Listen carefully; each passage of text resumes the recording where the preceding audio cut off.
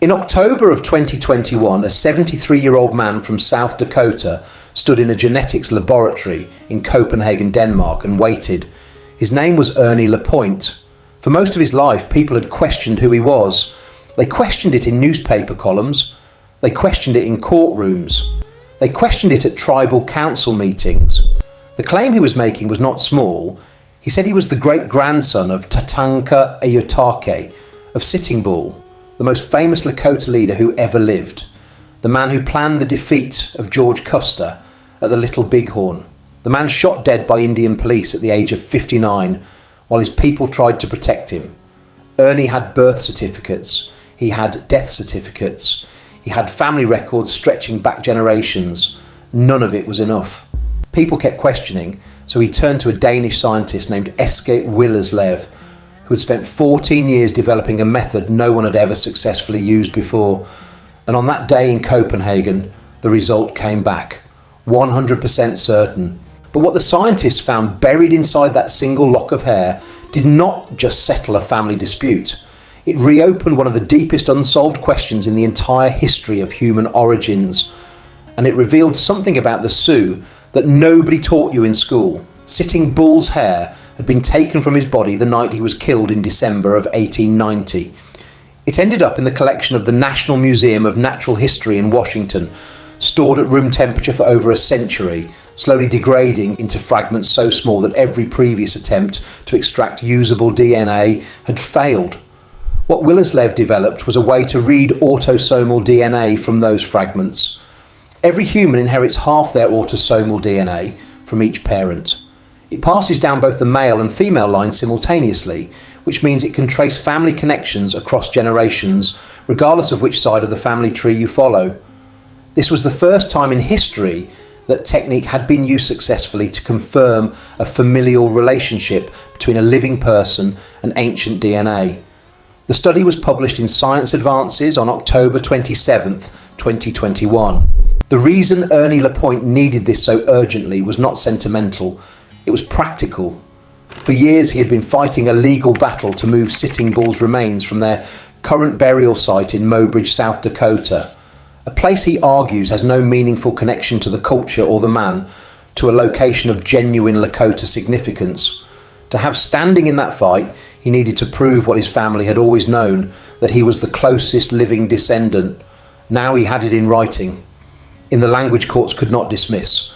But here is where the story becomes something else entirely, because while Willerslev's team was working with Sitting Bull's hair, and while they were comparing it to DNA samples from Ernie LaPointe and from other Lakota Sioux, they were looking at something in the background of the Sioux genome that had been troubling geneticists for 30 years, something that did not fit any clean story about where the Sioux came from, or where anyone in the Americas came from.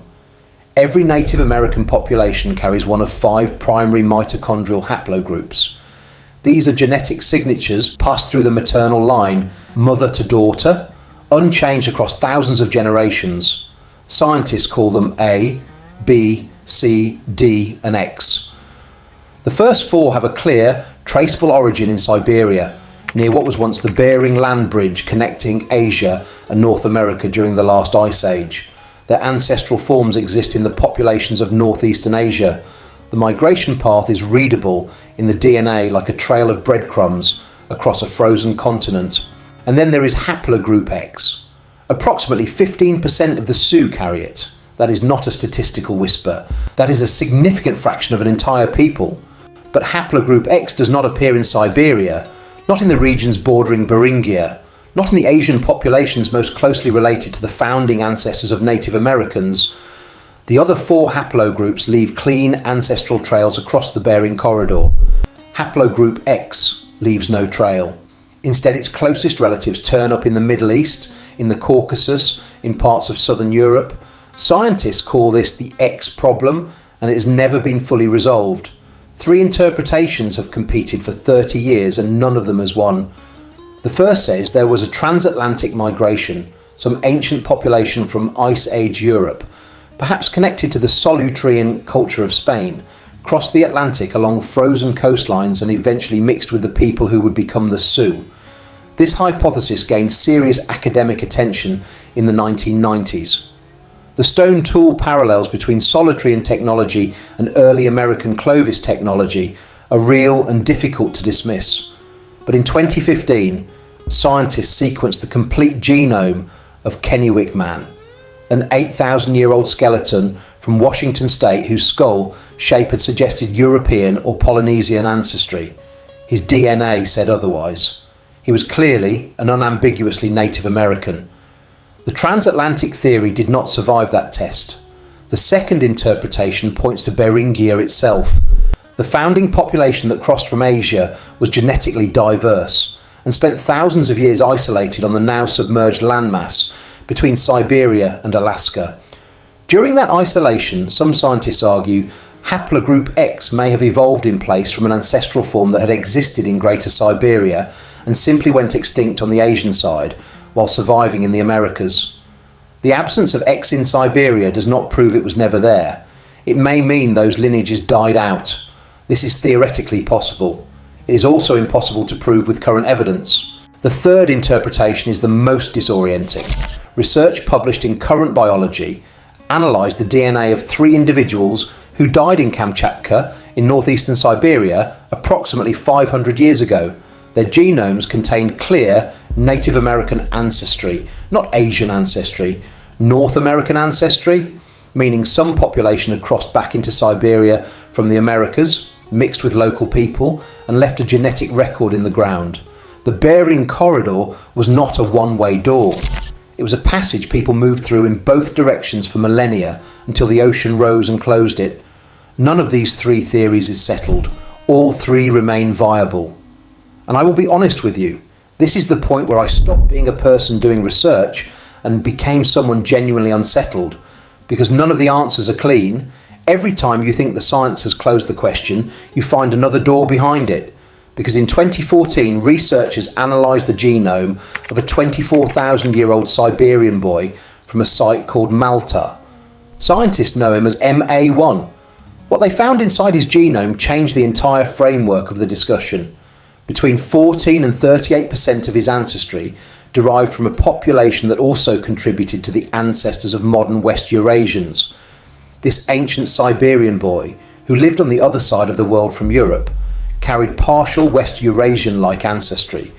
And crucially, that same ancient signal appears in the genomes of Native American populations across the entire continent.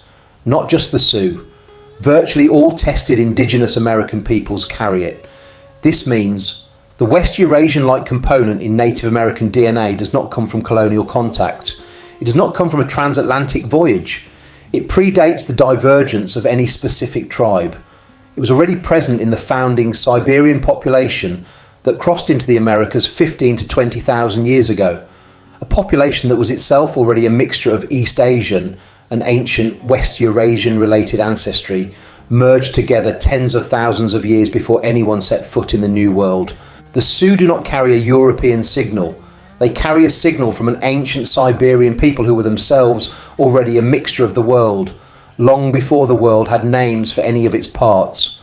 The anomaly is not a mystery about the Sioux specifically, it is a mystery about what humans are. And the Sioux were also never from the Great Plains. Not originally. Their own oral traditions say this explicitly. Early European ethnographers who listened carefully to Sioux elders in the 18th and 19th centuries recorded the same story consistently. The ancestors came from the east, from a great river, from a land of trees and mounds far from the open grasslands.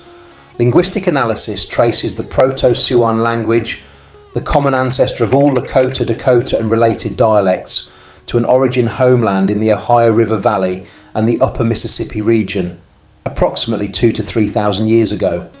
For most of that time, the ancestors of the Sioux were not nomadic buffalo hunters. They were semi-sedentary woodland people, cultivating maize, hunting along rivers, building communities in the forests of the upper Midwest, the Ojibwe, after acquiring firearms in the early 18th century, pressed westward and forced the Sioux onto the Great Plains. And there, within a few generations, they encountered the horse, introduced centuries earlier by Spanish settlers, and transformed themselves with extraordinary speed into the plains culture that would define their most visible identity in the American imagination. The people who defeated Custer at Little Bighorn in 1876 had only been riding horses for about 100 years. Everything we picture when we picture the Sioux is real, and it is also the newest layer of a story that stretches back through woodland farmers and Ice Age Siberians and people carrying haplogroups that have no business being in the Great Plains, all the way back to a founding population that crossed a land bridge carrying the genetic memory of half the ancient world inside them.